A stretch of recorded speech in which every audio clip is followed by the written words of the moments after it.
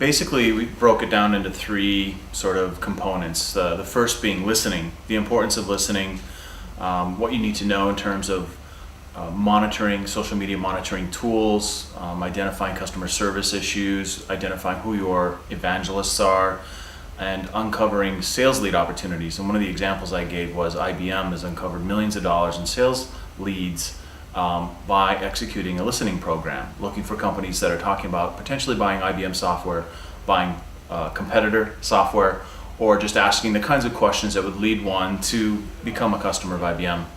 The second one had to do with uncovering the economic potential of social media. And basically, what is it that you can actually do to generate value for your business? And so I gave some examples of some companies doing some creative things.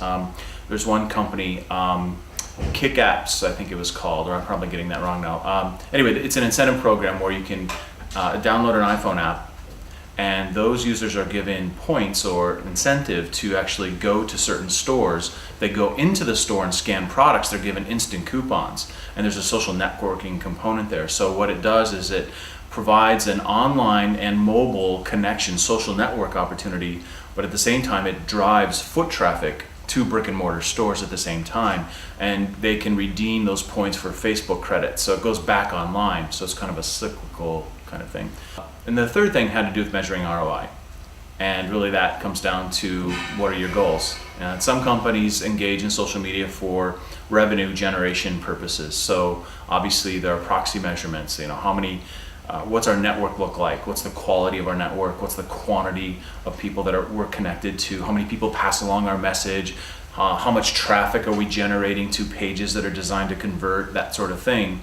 Or other folks are engaging in social media from a media perspective, like my company, TopRank. We don't pay a PR firm.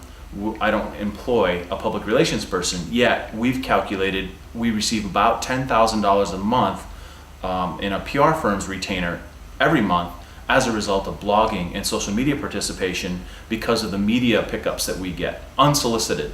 So companies, Search Engine Watch, ClickZ, Search Engine Land, major publications like Forbes, industry publications like Marketing Profs, American Express Open, so on and so forth, linking to us without even asking. Not even an interview is necessarily involved, and we're getting this media coverage simply by being useful and by working on developing networks with influentials in our industry. One of the first things any company should do is implement a listening program. That means using social media monitoring software to identify where their customers are having conversations on the web. A lot of companies will go after the big ones. We'll start a blog, set up YouTube account, Twitter and Facebook, but maybe their customers aren't spending their time there. So a listening program will help them collect the data that they'll need to actually develop a proper strategy. And so I would say those would be two things, best practices real quick, is understand where your customers are, what topics are interesting to them, what is it that they need, and then give that to them in terms of a content strategy that you roll out. And in the course of using that monitoring software, you'll understand what's working and what's not, and you can refine your messaging, you can refine subsequent content that you use to go out and promote to the network that you're developing. That would be my best practice recommendation. What's going wrong? Coming into social media as purely as a direct marketing tactic. So someone that's, let's say, going to set up a Facebook account and runs Facebook advertising to get 1,000 friends because of an incentive, like, hey, win a prize for this contest, and then actually expecting those fans or friends or followers to actually represent real connections, meaning that they paid for them rather than earned them. And that valuation in terms of an ROI for effort, it's not a true measure. You know what I mean?